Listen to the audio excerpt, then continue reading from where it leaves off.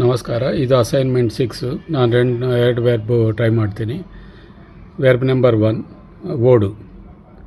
ನಾನು ಪಾರ್ಕ್ಗೆ ದಿನಾಗಲೂ ಓಡ್ತೀನಿ. ನಾವು ಮ್ಯಾರಥಾನ್ ಓಡ್ತೀವಿ. ನೀನು ಬಸ್ ಸ್ಟ್ಯಾಂಡ್ಗೆ ಓಡು. ನೀವು ಆಫೀಸ್ಗೆ ಓಡಿ, ತುಂಬ ತಡವಾಯಿತು.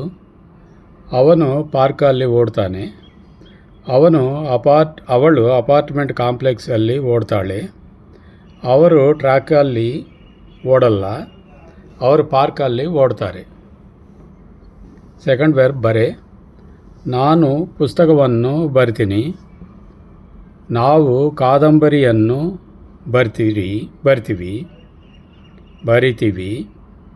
ನೀನು ಹೋಮ್ವರ್ಕ್ ಬರಿ. ನೀವು ಅಪ್ಲಿಕೇಶನ್ ಬರೆಯಿರಿ. ಅವನು ಪರೀಕ್ಷೆಯನ್ನು ಬರಿತಾನೆ. ಅವಳು ಲೆಟರನ್ನು ಬರ್ತಾಳೆ.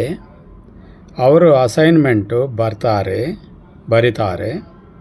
ನಾವು ಎಕ್ಸಾಮು ಬರೆಯಲ್ಲ. Thank you.